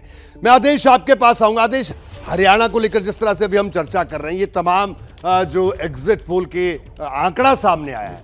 आदेश, एक तरफ किसान, अग्निवीर, देबांग ने भी जिनका जिक्र किया, या बलवंत जी बता रहे थे, लेकिन भारतीय जनता पार्टी का जो हरियाणा में कैडर था, देखिए 14 और 19 की बात करें, 10 साल हरियाणा की सत्ता में अगर कोई पार्टी काबिज रहती है तो जाहिर सी बात है कि संगठन भी होगा, लेकिन क्या वो कार्यकर्ता उस तरह से जुटा आपको दिखा इलेक्शन में? क्योंकि अमूमन हरियाणा में कहा जाता नहीं, किसी की सरकार आती, किसी को किसी सरकार से कोई काम हो या ना हो, आदमी इतना जरूर कहता कि भाई स्वाद आ रहा है, कि कार्यकर्ताओं को स्वाद नहीं आया। और यही वजह दिखी कि वो उस तरह से इस चुनाव में नहीं दिखे जैसे भारतीय जनता पार्टी का कार्यकर्ता चुनाव में लड़ता है, भिड़ता है। नहीं, देखिए, इसकी बड़ी वजह है बीजेपी का काम करने का तरीका। मैंने पहले भी कहा था, अब फिर बोल देता हूं कि बीजेपी ने अपने कार्यकर्ताओं को, अपने नेताओं को मान सम्मान नहीं दिया। जो दूसरी पार्टी से बाहर के लोग आए उनको आपने महत्वपूर्ण पदों पर बिठाया। इसका उदाहरण है कि आपने लोकसभा चुनाव में 10 में से 6 उम्मीदवार कांग्रेस पार्टी से लाए हुए लोगों को टिकट दी। इसका उदाहरण है कि आपने हाल ही में राज्यसभा सीट दी जो किरण चौधरी कांग्रेस पार्टी से आई थी। तो जो आपके जो बीजेपी के कार्यकर्ता थे, जो सालों से पार्टी के लिए काम कर रहे थे, और हरियाणा में बीजेपी कोई इतनी स्ट्रॉन्ग पार्टी नहीं थी 2014 से पहले, वो हमेशा ही एक छोटी पार्टी रही है। मुझे याद है कि ओम प्रकाश चौटाला के साथ जब सरकार थी तो बहुत छोटी हिस्सेदारी बीजेपी की थी। और आप देखिए, रामविलास शर्मा जो एकमात्र ऐसे नेता थे जो पूरे हरियाणा में बीजेपी के लिए संघर्ष करते थे, आपने उनको इन 10 सालों में हाशिए पर रखा, आखिर में उनकी टिकट तक काट दी गई। तो बीजेपी ने अपने घर के लोगों का सम्मान नहीं किया, अपने कार्यकर्ता का सम्मान नहीं किया, बाहर के लोगों को बुला के सारे महत्वपूर्ण पद दिए। ये मुझे सबसे बड़ी वजह लगती है। और इसी वजह के कारण मुझे लगता है कि ये जो इस बार बगावत हुई बीजेपी के अंदर, जब पहली सूची आई थी और खुल के लोगों, कोई रो रहा था, कोई धमकी दे रहा था, कोई कार्यकर्ताओं का सम्मेलन बुला रहा था, तो ये ऐसा बीजेपी में मैंने पहली बार देखा है। इसका एक कारण मैं ये भी कहूँगा कि क्योंकि बीजेपी सेंट्रल लीडरशिप थोड़ी कमज़ोर हुई है, इसलिए भी ऐसे बगावत देखने को मिली है। लेकिन बीजेपी को अपने कार्यकर्ता का, अपने नेता का सम्मान करना चाहिए था अगर उसे वापस तीसरी बार सरकार हरियाणा में बनानी थी तो। बलवंत जी, सवाल आपसे, जो आदेश भी बात कह रहे थे कि हरियाणा में बीजेपी ने 14-19 में सरकार बनाई, करिश्मा करके दिखाया, इसमें कोई इनकार नहीं कर सकता। लेकिन बाहर से जो नेता आए और जो बीजेपी के ऑर्गेनिक नेता थे, उनको तवज्जो नहीं मिल पाई। और देखिए, मैं बलवंत जी, आप एक बड़ी खास बात है, आज हम हरियाणा में अगर कांग्रेस की सरकार आती है तो हम सिर्फ 2 नाम की चर्चा कर रहे हैं कि हुड्डा और सैलजा में से कौन मुख्यमंत्री बन सकता है, कौन बड़ा दावेदार बन सकता है। सारे दावेदार तो बीजेपी अपने यहां ले आई, कुलदीप बिश्नोई, अब अगर हम बात करें, इसके अलावा राव इंद्रजीत, विजेंद्र सिंह भी यहीं आगे थे, हालांकि अभी वो चले गए।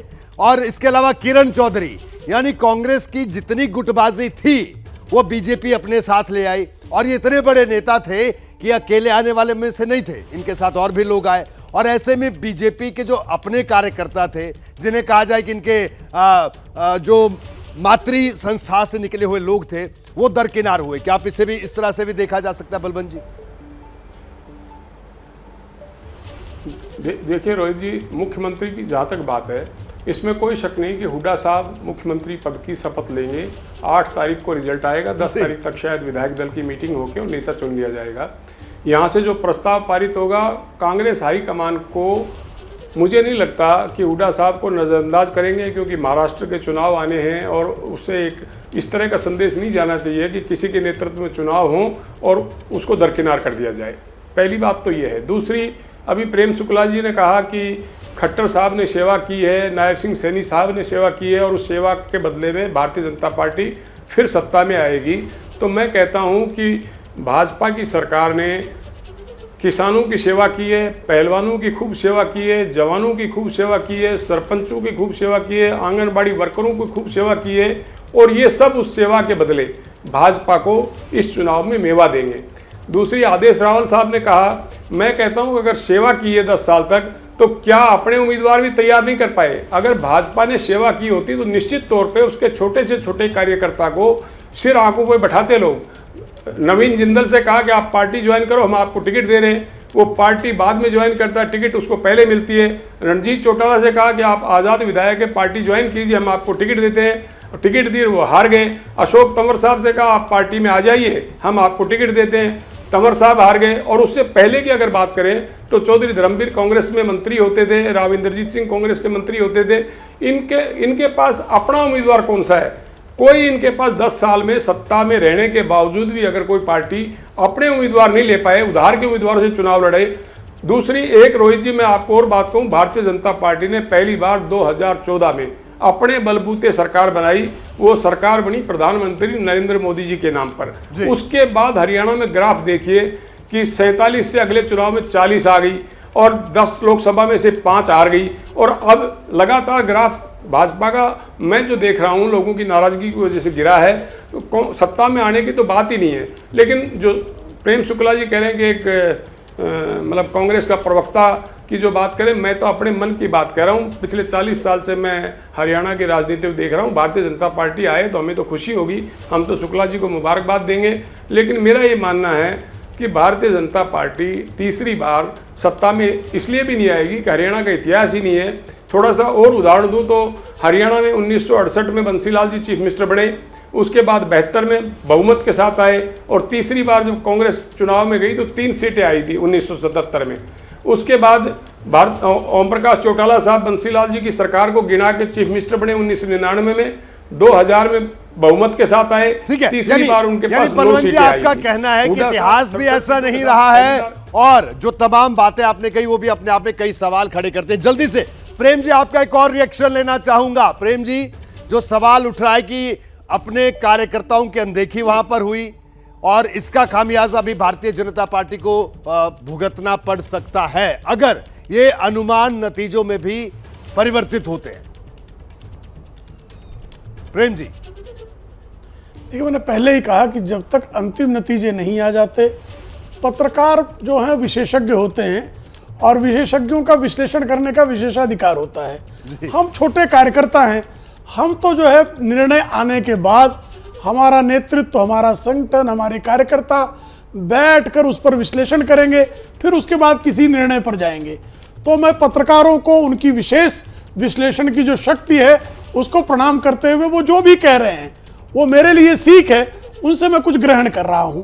आज मेरा जो है इस समय कुछ जो है विशिष्ट वक्तृत्व का कोई अवसर ये नहीं है। जो हमारे पत्रकार मित्रों का जो अनुभव है वो साझा कर रहे हैं, उसको मैं ग्रहण करने का प्रयास कर रहा हूं। ठीक है, मैं आपके पास आता हूं पंकज जी। पंकज जी क्या कहेंगे आप, जिस तरह का जो अभी अनुमान आ रहा है एग्जिट पोल का, अगर ये ही नतीजों में तब्दील होते हैं तो जम्मू कश्मीर से अगर हम शुरुआत करें, जम्मू कश्मीर में भी सीधे तौर पर एनसी और कांग्रेस का जो गठबंधन है उसको साफ एज दिख रहा है, 46 से 50 सीट के करीब दिख रहा है। तो ऐसे में यानी जम्मू कश्मीर, हिमाचल, पंजाब, हरियाणा, दिल्ली, तो भारतीय जनता पार्टी का तो जो शासन था या बीजेपी शासित जो राज्य थे उनकी तादाद तो धीरे धीरे कम होती जा रही है। तो ये भारतीय जनता पार्टी के लिए इस ट्रेंड को किस तरह से देखा जाए भविष्य के लिए?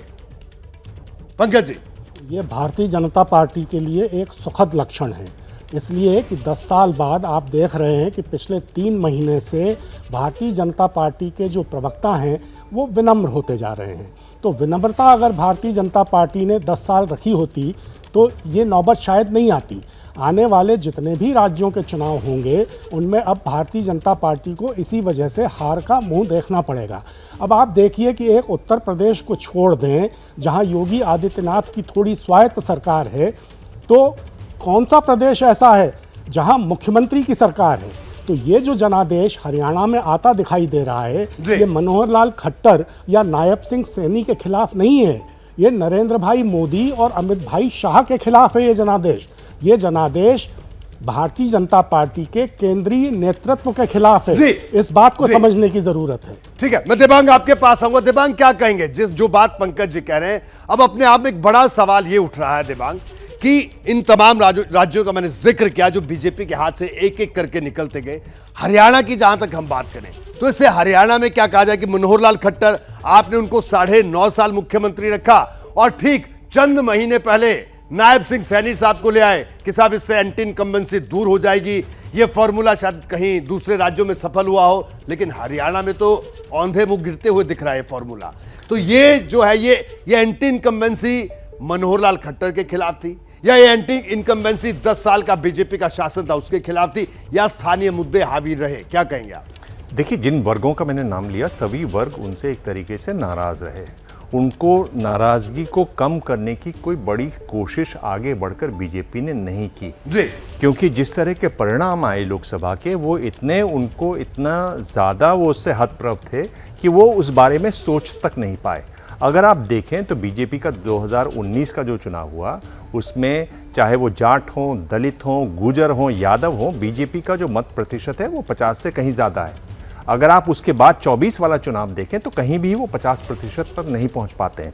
आज बीजेपी की स्थिति क्या है? आप देखिए, जिस तरह के परिणाम आ रहे हैं उससे साफ हो जाएगा कि बीजेपी को सबसे ज़्यादा जो वोट मिले जो उनका ट्रेडिशनल एक तरीके से वोट बैंक है, यानी पंजाबी और अपर कास्ट, इसके अलावा बीजेपी को कहीं भी 50% से ज़्यादा नहीं दिखाई देता। एक बात तो ये इसमें साफ दिखाई देती है। दूसरी एक बहुत इंटरेस्टिंग बात है रोहित कि जो अभी कह रहे थे कि बाहरी लोग, यानी पिछले लोकसभा चुनाव में चाहे वो गृह मंत्री जी हों चाहे और दूसरे मंत्री हों, मैं सबसे यही सवाल पूछता था कि ये जो वॉशिंग मशीन की बात है आप इससे क्यों नहीं बच पाते हैं? बोले नहीं, हमारे स्थानीय नेता हमसे बोलते हैं, तरह तरह से जवाब देते थे लेकिन जवाब नहीं बन पा रहा था। उसका जवाब नहीं है इनके पास अभी भी।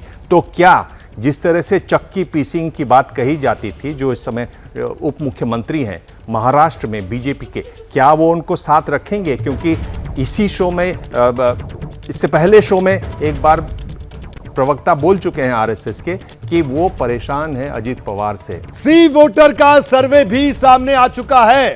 भारतीय जनता पार्टी को सी वोटर के मुताबिक बीजेपी की अगर बात करें 20 सीट का अनुमान सी वोटर बता रहा है। कांग्रेस को 50 से 58 सीटों का अनुमान, बीजेपी को 20 से 28 सीटों का अनुमान सी वोटर के सर्वे के मुताबिक। हरियाणा को लेकर सी वोटर का एग्जिट पोल इस वक्त आपके सामने है। 50 से 58 सीटों का अनुमान कांग्रेस, यानी कांग्रेस साफ तौर पर पूर्ण बहुमत की सरकार बनाती हुई दिखाई दे रही है सी वोटर के एग्जिट पोल के मुताबिक। तो लगातार अब तक जितने भी एग्जिट पोल आए हरियाणा को लेकर सबने कांग्रेस को स्पष्ट बहुमत, पूर्ण बहुमत दिखाया है। ये एग्जिट पोल है और 8 तारीख की अगर हम बात करें तो 8 तारीख को एग्जैक्ट नतीजे भी आएंगे, वो सबसे तेज आप एबीपी न्यूज पर देखिएगा। तो बहरहाल हरियाणा की बात हुई, लेकिन अब बात जम्मू कश्मीर की कर लेते हैं। जम्मू कश्मीर में किस तरह की तस्वीर उभर कर सामने आ रही है, किस तरह से तमाम जो एग्जिट पोल है वो क्या इशारा कर रहे हैं, क्या अनुमान लगा रहे हैं, आइए वो भी देख लेते हैं। सी वोटर की बात करें, भारतीय जनता पार्टी 27 से 32 सीट का अनुमान। देखिए बड़ा आंकड़ा 27 से 32। कांग्रेस की बात करें 40 से 48 सीट कांग्रेस को मिलती हुई दिख रही है। सी वोटर के सर्वे के मुताबिक जो अनुमान है, पीडीपी 6 से 12 सीट और अन्य की बात करें तो 6 से 11 सीट। यहां पर भी बहुमत का अगर आंकड़े की बात करें 45। और देखिए कांग्रेस 40 से 48 सीट मिलती हुई दिख रही है सी वोटर के मुताबिक। पीपल्स पल्स की अगर बात करें, बीजेपी 23 से 27। पीपल्स पल्स और मेट्राइज की अगर बात करें तो देखिए बिल्कुल बराबर आंकड़ा दोनों का, 23 से 27 बीजेपी, मेट्राइज भी दे रहा और पीपल्स पल्स भी। 46 से 50 कांग्रेस और 7 से 11 पीडीपी और 5 से 6 अन्य। यानी सीधे तौर पर यहां पर भी सीधी बढ़त दिख रही है एनसी और कांग्रेस के गठबंधन को। अगर महा एग्जिट पोल की बात करें तो आप देखिए महा एग्जिट पोल क्या इशारा कर रहा है, 26 सीट भारतीय जनता पार्टी, और अगर कांग्रेस की बात करें तो 47 सीट कांग्रेस, यानी बहुमत से 2 सीट ज्यादा। दिबांग क्या कहेंगे आप? 47 सीट बहुमत से 2 ज्यादा जम्मू कश्मीर में भी मिलती हुई दिख रही है। जम्मू कश्मीर में की अगर बात करें, यहां की राजनीति में कई प्रयोग हुए और यहां यह कहा गया कि अब हवा बदल रही है, तमाम चीजें बदल रही है। क्या कहेंगे आप? लेकिन सवाल यह भी है, 2 सीट ज्यादा सिर्फ बहुमत से, यानी अगर यह आंकड़ा 3-4 सीटें इधर उधर होती हैं तो यहां पर कुछ भी हो सकता है। दिबांग, मुझे लगता है, देखिए रोहित, ये मार्जिन ऑफ एरर में है, यानी ये हो सकता है, बहुत संभव है कि वहां पर हंग असेंबली हो। अगर थोड़ा भी आंकड़ा इधर उधर होता है तो वह हंग असेंबली हो जाती है। तो इसमें मुझे लगता है जो कमजोर कड़ी है, आप कांग्रेस बोल रहे हैं, कांग्रेस प्लस जो है, यानी एनसी भी है उसमें शामिल, मुझे लगता है कांग्रेस इसमें कहीं ना कहीं कमजोर कड़ी रही। जिस तरह से उनको अपना चुनाव प्रचार करना चाहिए था, उम्मीदवार खड़े करने चाहिए थे, जिस तरह के मुद्दे थे उनके पास, कांग्रेस फिर वो पुरानी कांग्रेस जो भूली भटकी कांग्रेस उस तरह से दिखाई दी। वरना उनको इतना मौका था कि वो अच्छी खासी, जिस तरह से हरियाणा वाली बात तो नहीं कहूँगा, लेकिन बहुत मजबूत स्थिति में हो सकती थी। यहाँ जो एनसी की जो सीटें हैं, नेशनल कॉन्फ्रेंस की जो सीटें हैं, जो वैली की सीटें हैं, मेरे ख्याल से उनका प्रदर्शन, यहाँ हम पूरा दोनों को जोड़ के दिखा रहे हैं, उनका प्रदर्शन अगर आप देखेंगे तो कहीं ज्यादा अच्छा होगा। दिबांग ये बताइए, पीडीपी साथ आ जाएगी? क्योंकि अभी गठबंधन बयान भी आया है। जी हाँ, ये तो अब बयान ही आ गया है। पीडीपी जाहिर है वो बीजेपी के साथ, गुपकार सरकार, बिल्कुल बिल्कुल वो कहीं भी साथ नहीं दिखाई देना चाहते बीजेपी के, क्योंकि बीजेपी के प्रति गुस्सा है। जम्मू क्षेत्र में भी जो धारा 377 है, अलग वजहों से बीजेपी के प्रति गुस्सा है। तो एक तरीके से पीडीपी ने साफ कर दिया कि वो समर्थन करेंगे। पहले भी वो इस ओर इशारा कर रहे थे, बातचीत को तैयार नहीं थे, लेकिन एक वो तिरछापन, आप जानते हैं, अपने महबूबा मुफ्ती से कई बार बात की होगी, तो एक वो रहता है, वो चीज़ अभी भी दिखाई देती है। और मुझे लगता है कि वो अगर कमी पड़ती है तो वो ज़रूर उसमें मदद करेंगी। जी पंकज जी, क्या कहेंगे? जम्मू कश्मीर की अगर बात करें, यहां पर भी कांग्रेस थोड़ी कमजोर जरूर दिख रही है, जो दिबांग ने भी जिसका जिक्र किया, लेकिन फिर भी बहुमत के करीब, यानी 2 सीट ज्यादा, लेकिन यहां पर थोड़ी जरूरत पड़ सकती है इधर उधर की। नहीं, जम्मू कश्मीर में कांग्रेस कमजोर नहीं दिख रही है, जम्मू रीजन में भी कांग्रेस कमजोर नहीं दिख रही है। दरअसल भारतीय जनता पार्टी कमजोर है। आप देखिए कि जम्मू रीजन में सीटों की संख्या बढ़ी, लेकिन उस अनुपात में भारतीय जनता पार्टी को मिलने वाली सीटों की संख्या नहीं बढ़ रही है एग्जिट पोल्स के मुताबिक। यानी भारतीय जनता पार्टी जम्मू रीजन में इस बार उतनी बढ़त हासिल नहीं कर पा रही है जितनी सीटें उसको पिछली बार मिली थी। तो भारतीय जनता पार्टी अगर जम्मू रीजन में भी कमज़ोर हुई है तो आप देख लीजिए कि जम्मू कश्मीर में भी भारतीय जनता पार्टी को ज़्यादा नुकसान हो रहा है। ठीक है, कांग्रेस को उतना नुकसान नहीं हो रहा है। जी, तो विद साहब, ये जो एग्जिट पोल के आंकड़े हैं, ये तो दिखा रहे हैं कि कांग्रेस की सरकार हरियाणा में आ रही है। क्या कहेंगे आप?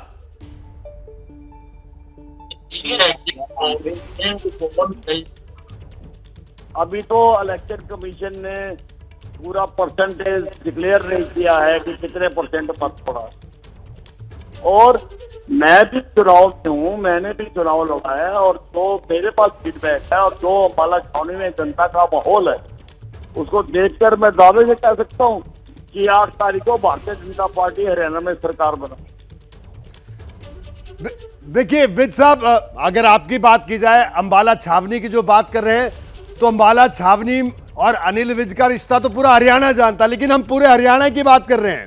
90 सीटों में से क्या हरियाणा छावनी? विज साहब, और विज साहब, एक बात और आपसे जानना चाहूंगा कि जब से मैं हरियाणा की राजनीति को देख रहा हूं, मैंने विधानसभा में वो तस्वीर भी देखी है कि भारतीय जनता पार्टी के 2 विधायक, उनमें से एक अनिल विज, जो लड़ते रहे, भिड़ते रहे विपक्ष से, और उसके बाद 14 में सरकार में भी आए। लेकिन विज साहब, आज स्थितियां बदल गई हैं। आप सच को स्वीकार करने वाले नेताओं में से हैं। नहीं रोहित जी, देखिए ऐसा है, आप कांग्रेस की स्थिति जो है, जिस प्रकार से ये दड़ों में बटी हुई है, जिस प्रकार से इन्होंने हर जगह पर एक दूसरे को दड़े को हराने की कोशिश की है, जैसे हर जगह पर एक दड़े को कहीं से अगर टिकट मिली, जैसे कहीं पे शैलजा जी के उम्मीदवार को टिकट मिल गई तो वहां पर दूसरे दड़े ने रिबल खड़ा कर दिया, और ऐसे ही सारे हरियाणा में दिया। तो ये जो एग्जिट पोल होता है, ये उनको कैलकुलेट नहीं कर पाता कि कौन कितना डैमेज कर रहा है, उसका पता नहीं लगता है। तो वो पता तो 8 तारीख को ही लगेगा। और जो मैं फीडबैक दे रहा हूँ, जो मुझे सारा अभी तक पता लगा है सारे हरियाणा का, वो भारतीय जनता पार्टी अच्छी स्थिति में है और भारतीय जनता पार्टी सरकार बनाएगी। भाई विज साहब, आज आपका एक बयान खूब चर्चा में, आपने कहा कि 8 तारीख को मुख्यमंत्री आवास में मिलेंगे, यानी आपने मुख्यमंत्री पद पर भी दावेदारी ठोक दी। लेकिन चर्चा यह है कि जब 14 और 19 में हरियाणा में बीजेपी की सरकार आती हुई दिख रही थी, तब अनिल विज साहब ने कोई दावेदारी नहीं ठोकी। अब हरियाणा में बीजेपी की सरकार जाती हुई दिख रही है, तो विज साहब कह रहे हैं कि मैं मुख्यमंत्री आवास में मिलूंगा। क्या कहेंगे विज साहब? देखिए ऐसा है, मैंने ये आप ठीक कह रहे हैं, मैं जब 9 से 14 तक विधायक दल का, भाजपा विधायक दल का नेता था, तो आप जानते हैं कि मैंने सारे मुद्दे मैं ही उठाता था वहां पर, और मैं सारा करता था, और मैं सीनियर मोस्ट था। मैंने कभी पार्टी से आज तक कभी कुछ नहीं मांगा, और ना मैंने कभी पार्टी को कुछ कहा। 2014 में भी मैं सीनियर मोस्ट था, मैंने तब भी नहीं कहा। और लेकिन अब जब अदला बदली हुई जी, मनोहर लाल जी को हटाकर नायब सैनिक को बनाया गया, मैंने तब भी नहीं मांगा। लेकिन उसके बाद सारे प्रदेश में एक चर्चा चली कि अगर नायब सैनिक बन सकता है तो अनिल विज क्यों नहीं। तो उसका हमारे कुछ लोगों ने जवाब दे दिया कि नहीं, अनिल विज तो बनना नहीं सकता। तो मैंने वो जो बात थी उसको क्लियर किया कि अगर पार्टी मुझको बनाएगी तो मैं ये दायित्व स्वीकार करूंगा। पार्टी ने आज तक 2 दायित्व दिए राहुल जी, मैंने उसको स्वीकार किया है, तो मैं इसको भी स्वीकार करूंगा और इसको बखूबी निभाऊंगा। विज साहब, आखिरी सवाल, विज साहब दिल पर हाथ रख के कहिए, कितनी उम्मीद है, कितनी सीटों की उम्मीद है? आपका एग्जिट पोल क्या कहता है? क्योंकि मैंने देखा विज साहब झूठ कम बोलते हैं या ना के बराबर बोलते हैं। बोलता ही नहीं हूँ, कम नहीं हूँ जी। थोड़ा सा अभी और हम सारा पता कर रहे हैं, और मुझे लगता है कि बीजेपी सरकार बनाएगी।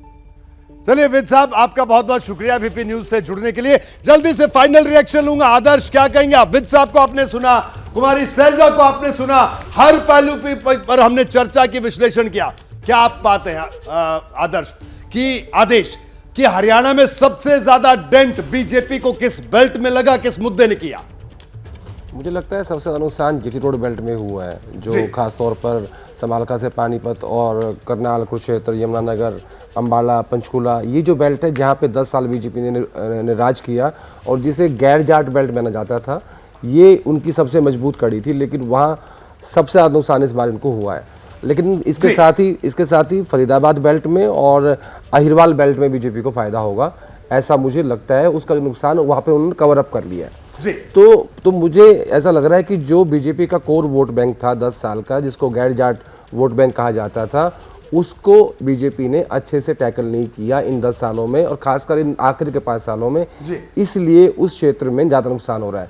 एक बात इसमें ऐड कर देता हूँ, राहुल गांधी की जो यात्रा निकाली गई, जो नारायणगढ़ से शुरू हुई थी, वो उसी क्षेत्र से निकाली गई थी जो बीजेपी का गढ़ माना जाता है। नारायणगढ़ वो विधानसभा सीट है जहाँ से नैब सिंह सैनी पहली बार मुख्यमंत्री बने, विधायक बने, फिर वो लाडवा लड़ रहे हैं, वहाँ से टच किया गया। थानेसर कुरुक्षेत्र से सांसद रहे, फिर वहाँ पे समापन किया गया। तो एक स्ट्रैटेजिकली उस एरिया पे कांग्रेस पार्टी ने अपना प्रचार प्रसार ज्यादा किया है सेंट्रल लीडरशिप के जरिए। दिमाग आदेश बड़ी बात कह रहे हैं कि जो बीजेपी की ताकत थी जीटी करनाल रोड बेल्ट, यानी पंजाबी बाहुल्य जो इलाका, वहीं पर बीजेपी को बड़ा नुकसान होता दिख रहा है। इसके अलावा क्या मुद्दा लगता है दिबांग आपको, जिसने सबसे ज्यादा डेंट भारतीय जनता पार्टी को किया हरियाणा में? देखिए, वही मुद्दा है जो पिछली बार भी था, जिसमें उनको 10 सीटें उन्होंने गंवाई। वही बात थी कि लोग नाराज़ हैं, चाहे वो किसान हों, चाहे वो दलित हों, चाहे वो जाट हों, कुछ किया भी नहीं, चाहे वो पहलवान हो। और जिस तरह से पहलवानों का जो भी आंदोलन चला, जिस तरह से महिलाओं ने उसको उसके साथ आइडेंटिफाई किया, उसमें लगातार सवाल हो रहे थे और बीजेपी ने कोई कदम नहीं उठाया, सीधा चुनाव पे उतर गई। मैं तो ये कह रहा हूँ कि इन चुनाव नतीजों का असर क्या बीजेपी का शीर्ष नेतृत्व फिर से बैठेगा और आगे वाला जो चुनाव है, जो बहुत बड़ा चुनाव होने वाला है महाराष्ट्र का, उस पर कोई कदम उठाएगा, ये देखने वाली बात होगी। पंकज जी, बड़े संक्षेप में फाइनल कमेंट आपका। पंकज जी, देखिए, ये एग्जिट पोल क्या इशारा कर रहे हैं? ये एग्जिट पोल ये इशारा कर रहा है कि हर जाति में, हर समुदाय में, समाज के हर वर्ग में भारतीय जनता पार्टी के प्रति एक क्षोभ का माहौल है और ये नतीजे उसी का प्रतीक हैं। Prem ji, final reaction. देखिए, हम जब परिणाम आएगा तो भारतीय जनता पार्टी जम्मू एवं कश्मीर, हरियाणा दोनों जगह जीतेगी और कांग्रेस और उसके समर्थक राजनीतिक विश्लेषक और पत्रकार ईवीएम को दोष देंगे। पंकज जी, आज ही तय कर लीजिए कि ईवीएम जो है वो दुरुस्त है कि नहीं तो आप 8 तारीख को ईवीएम पे दोष देने लगेंगे।